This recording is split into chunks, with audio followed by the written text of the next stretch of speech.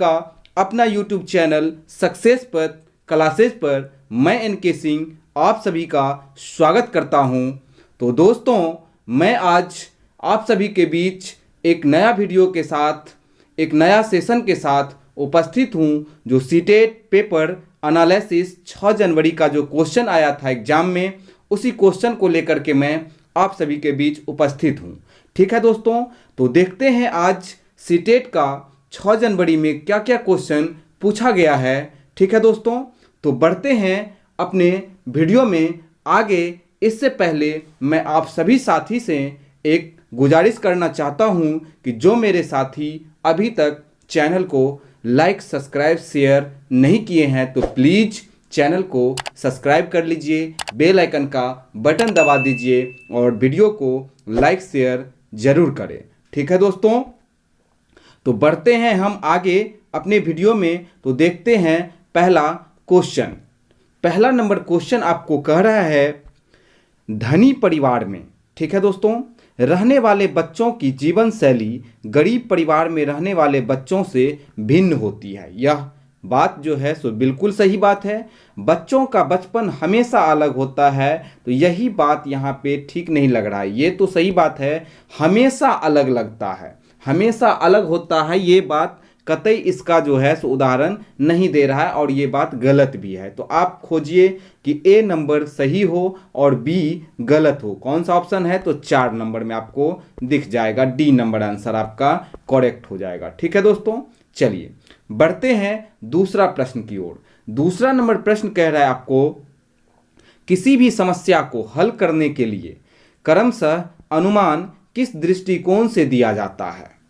अनुभव पर आधारित, स्मृति पर आधारित, या रचनावादी, या समस्या समाधान? यह ऑप्शन यहाँ पे छूट गया है, तो आप बताइए कौन सा हो जाएगा। तो यहाँ पे जो है सो अगर समस्या समाधान रहता तो समस्या समाधान हो सकता था, या अनुभव पर आधारित, ये ऑप्शन बहुत बेस्ट है कि अनुभव पर आधारित ही व्यक्ति अपना अनुमान दृष्टिकोण से दिया जाता है। ठीक है दोस्तों, चलिए बढ़ते हैं अब तीसरा नंबर प्रश्न की ओर। तीसरा नंबर प्रश्न कह रहा है आपको, एक बच्चा अंततः प्रेरणा प्राप्त कर रहा है कि वह किस अवस्था में है? यानी बालक जो है सो अपना स्ट्रेंथ यानी शरीर में जो है सो मोटिवेट हो रहा है, प्रेरित हो रहा है वो, ठीक है, अपने बॉडी में।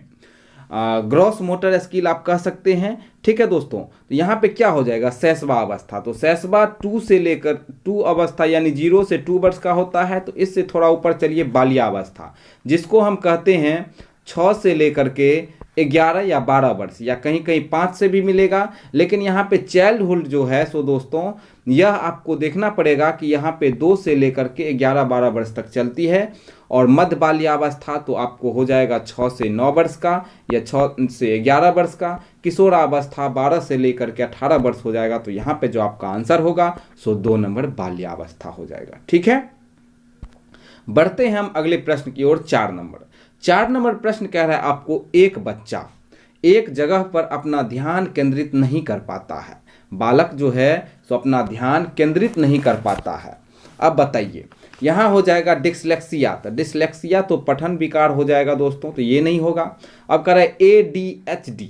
ADHD का मतलब क्या होता है समझिए। तो ADHD का फुल फॉर्म होता है attention deficit hyper activity disorder, यानी ध्यान अभाव सक्रियता विकार। यानी किसी भी बालक को, किसी भी व्यक्ति को ध्यान केंद्रित करने में प्रॉब्लम जो होता है, ये बात होता है। तो यही बात आपको बी नंबर आंसर हो जाएगा। इनको यही प्रॉब्लम है, बी नंबर, जो ध्यान केंद्रित नहीं कर पाता है। ठीक है, चलिए अब हम बढ़ते हैं 5वां नंबर क्वेश्चन की ओर।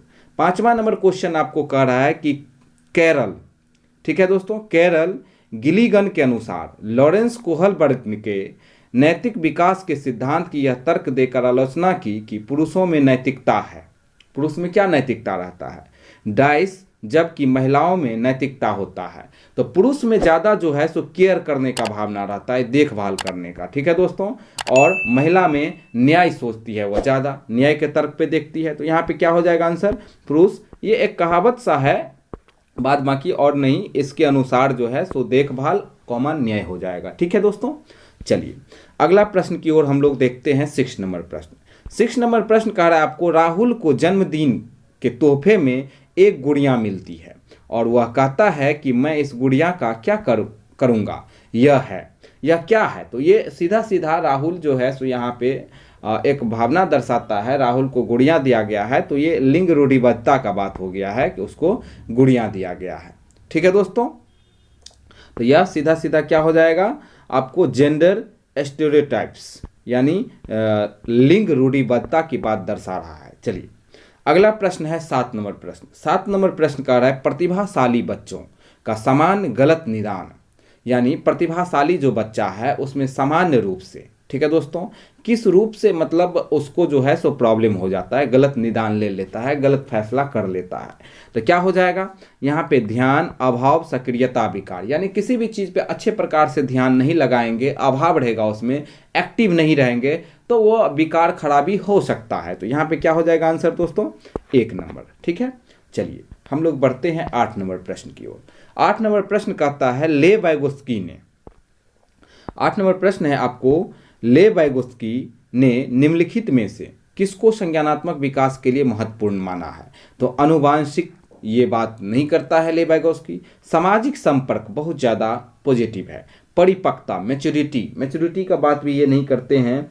तो अब यहाँ पे क्या हो जाएगा, ये जो है ले वाइगोत्स्की ये क्या कहते हैं, सामाजिक संपर्क, सामाजिक सांस्कृतिक, यानी ये बात करते हैं SCL यानी सोशल कल्चर और लैंग्वेज का बात करते हैं, नहीं दोस्तों, यानी सांस्कृतिक सामाजिक और भाषा का बात करते हैं कौन, ले वाइगोत्स्की। तो यह समाज संपर्क जो है सो सबसे ज़्यादा पॉजिटिव आंसर है। चलिए 9 नंबर प्रश्न की ओर। 9 नंबर प्रश्न कह रहा है आपको, जीन पियाजे के संज्ञानात्मक विकास के किस चरण में बालक परिकल्पनात्मक चिंतन करने लगता है। परिकल्पनात्मक चिंतन का मतलब होता है, आप लोग पढ़ चुके हैं और इंग्लिश में यहाँ देख सकते हैं कि थिंकिंग एब्स्ट्रैक्टली, कहने का मतलब है कि एब्स्ट्रैक्टली यानी पूरी जो है सो उसका थिंकिंग अमूर्त रूप से चलता है, परिकल्पनात्मक, परिकल्पना के अनुसार अपने चारों ओर को चीज़ों को देख करके कल्पना करने लगता है। वह चिंतन किस में होता है, तो आप लोगों को पता है कि जीन पियाजे का चौथा अवस्था जो अमूर्त संक्रियात्मक अवस्था कहते हैं या औपचारिक संक्रियात्मक फॉर्मल ऑपरेशनल स्टेज कहा जाता है, यह हो जाएगा। इसका उम्र क्या होता है दोस्तों, तो 11 वर्ष से ऊपर होता है। नहीं, मूर्त संक्रियात्मक अवस्था का उम्र होता है 7 से 11 वर्ष, अपूर्व संक्रियात्मक का होता है 2 से लेकर 7 वर्ष, और संवेदी पेशीय यानी मोटर, यहाँ पे सेंसरी मोटर हो जाएगा, इसका उम्र होता है आपको 0 से 2 वर्ष। ठीक, तो यही 4 अवस्था जीन पियाजे महोदय का है, तो आपको यहाँ पे आंसर 4 नंबर लेना है। चलिए 9 नंबर प्रश्न हो गया। 10 नंबर प्रश्न को देखते हैं। 10 नंबर प्रश्न कह रहा है, ले वाइगोत्स्की के अनुसार निम्नलिखित में से कौन सही है। तो भाषा और संज्ञानात्मक विकास का कोई संबंध नहीं है। जी बिल्कुल नहीं, गलत है। ये कह रहा है संज्ञानात्मक विकास भाषा विकास को प्रभावित करता है। तो यह कहावत पियाजे के अनुसार हो सकता है। ठीक है, कि पियाजे कहते हैं कि अगर संज्ञान में विकास हुआ किसी बालक का, किसी व्यक्ति का, तो उसका मतलब है कि उसको भाषा में भी विकास हो जाएगा, या भाषा का विकास होना संज्ञानात्मक विकास है, ऐसा जीन पियाजे कहते हैं। अब कह रहा है भाषा संज्ञानात्मक विकास को सुगम बनाता है। तो यह आपको ले वाइगोत्स्की का कहने का मतलब है कि भाषा आपको आता है तो आपका संज्ञान कॉग्निटिव डेवलपमेंट जो है सो विकसित करता है, आसान बना देता है सीखने में किसी चीज़ को। तो 4 नंबर आंसर हो जाएगा। चलिए 11 नंबर प्रश्न को देखते हैं। उससे पहले एक आपको मैं मोटिवेशनल क्योट सुनाता हूं दोस्तों। कहता है कि वो मंजिल कहती है जा तेरे बस की बात नहीं, वो मंजिल कहती है जा तेरे बस की बात नहीं, यह हौसला कहता है। ठीक है दोस्तों, यह हौसला कहता है, ए मंजिल सुन तेरी इतनी भी औकात नहीं।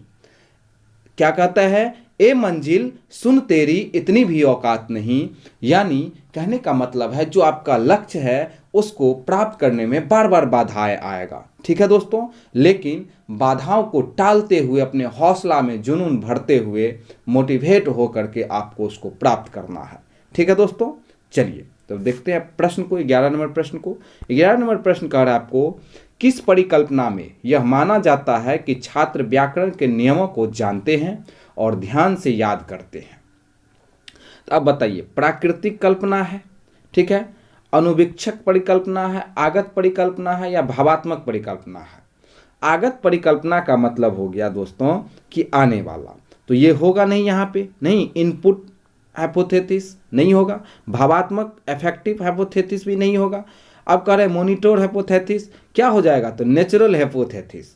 यहाँ पे कहने का मतलब है, कह रहे इस परिकल्पना में माना जाता है कि प्राकृतिक परिकल्पना है यह कि व्याकरण के नियमों को जानते हैं और ध्यान से याद करते हैं। व्याकरण हमें सिखाता है कि किस चीज़ को कैसे शुद्ध हिंदी में पढ़ना है, लिखना है, नहीं। चलिए, तो इसका आंसर 1 नंबर। अब देखते हैं 12 नंबर प्रश्न को हम लोग, ठीक है दोस्तों।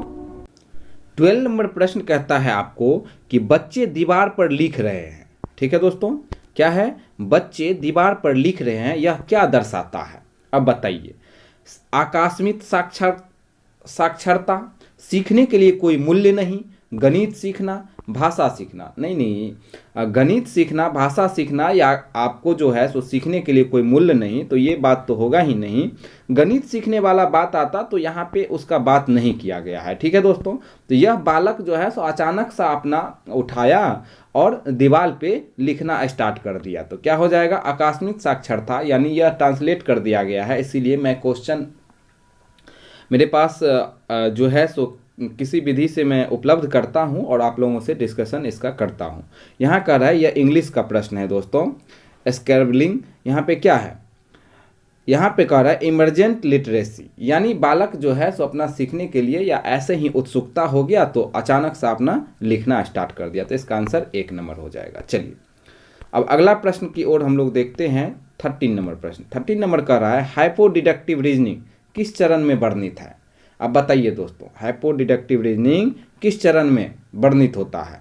तो यह जो है सो आपको इससे पहले प्रश्न देखे थे जीन पियाजे का, जो आपको अमूर्त संक्रियात्मक अवस्था, नहीं, तो यही बात है यहाँ पे भी। तो क्या हो जाएगा, औपचारिक परिचालन अवस्था, ठीक है दोस्तों। ऑपरेशनल, ये फॉर्मल ऑपरेशनल स्टेज हो जाएगा। चलिए, 14 नंबर प्रश्न। 14 नंबर प्रश्न कह रहा है विशिष्ट जानकारी। तो विशिष्ट जानकारी हमको कहाँ उपलब्ध होता है, तो स्कैनिंग में होता है, स्कैनिंग, ठीक है दोस्तों। और स्कीमिंग नहीं होगा यहाँ पे, स्कैनिंग में हमको विशिष्ट जानकारी हो जाता है, ठीक है। चलिए, 15 नंबर प्रश्न को देखते हैं। कह रहे पियाजे के अनुसार भाषा विचार से पहले आती है। बिल्कुल नहीं, पियाजे या वाइगोत्स्की के अनुसार हो सकता है। पियाजे कहता है कि विचार भाषा से पहले आता है, ठीक है दोस्तों, तो यह सही हो जाएगा 2 नंबर। तीसरा कहता है विचार और भाषा स्वतंत्र है, तो ये नहीं। यहाँ पे क्या हो जाएगा आंसर, पियाजे के अनुसार 2 नंबर, विचार भाषा से पहले आती है। चलिए, 16 नंबर प्रश्न कह रहा है PNR का फुल फॉर्म। यह EVS का प्रश्न है दोस्तों। टिकट के बारे में EVS में दिया गया है ना, NCERT में, इसी पर। और टिकट जब हम लोग आरक्षित करते हैं तो PNR नंबर मिलता है कि आपका सीट कन्फर्म हुआ कि नहीं हुआ, या कितना नंबर सीट है, यात्री का कितने बजे ट्रेन खुलेगी, ये सब जानकारी यहाँ पे हो जाता है। तो पैसेंजर नेम रिकॉर्ड की पैसेंजर का कितना में नाम है, क्या है, तो इसका ये सही आंसर हो जाएगा, ठीक है। चलिए, 17 नंबर प्रश्न को हम लोग देखते हैं। 17 नंबर प्रश्न कह रहा है चित्र समझ को बढ़ावा देने के लिए प्रभावी है। सुनना, बोलना, पढ़ना और लिखना। अब बताइए, चित्र का जो समझ है उसको बढ़ावा देने के लिए, उसको बढ़ाने के लिए क्या जो है सो हम लोगों को यहाँ पे प्रभावी दिख रहा है। चित्र समझ को बढ़ावा देने के लिए क्या जरूरी है, सो बताइए। तो चित्र समझ को बढ़ावा देने के लिए जो जरूरी है सबसे ज़्यादा, सो क्या हो जाएगा दोस्तों, आप समझिए। लिखना नहीं, सुनेगा उसमें चित्र से कोई मतलब नहीं है, बोलने में भी कोई मतलब नहीं है, पढ़ना में भी कोई मतलब नहीं है, लिखना आना चाहिए। वो राइटिंग का प्रैक्टिस कर लेगा, कंप्रीहेंसिव। देख रहे हैं आपको picture comprehensive, effective to promote, किसको प्रमोट करता है, तो लिखने को, ठीक है। ड्राइंग उड्राइंग बनाना, लिखना पड़ेगा ही। अब देखते हैं 18 नंबर क्वेश्चन। 18 नंबर क्वेश्चन कह रहा है बोरा चावल जो चिपचिपा होता है वह किस राज्य में पाया जाता है। तो यह दोस्तों ओडिशा का है, नहीं, बोरा चावल सॉरी कहाँ होता है, तो असम में। असम में बोरा चावल ये बनाया जाता है फसल कटने के बाद। तो यहाँ पे क्या हो जाएगा आंसर, बी नंबर। चलिए, 19 नंबर प्रश्न देखते हैं हम लोग। 19 नंबर प्रश्न कह रहा है कौन सा एक दूसरे से अलग है। तो नदी में पानी है, झरना में पानी है, झील में पानी है, तो यह तीनों तो एक साथ है दोस्तों। यहाँ क्या हो जाएगा, पर्वत हो जाएगा। यह ऐसा क्वेश्चन मेरे ख्याल से 2021 जनवरी में भी पूछा गया था एक हिंदी में, ठीक है दोस्तों। तो इस प्रकार से 19 प्रश्न था आपके पास। और आप सभी के लिए थैंक यू कि आप लोग वीडियो देखे हैं। और मैं आशा करता हूं कि ये जो मेरे प्यारे दोस्तों चैनल को अभी तक सब्सक्राइब नहीं किए हैं जो साथी, तो प्लीज़ चैनल को सब्सक्राइब कर लीजिए और लाइक शेयर कमेंट करना आपका फ़र्ज बनता है और मुझे आशा है कि आप करेंगे। ठीक है दोस्तों, तो आप सभी को धन्यवाद। जय हिंद दोस्तों। इस वीडियो में इतना ही, मिलते हैं अगले वीडियो में। तब तक के लिए खुश रहें, मस्त रहें,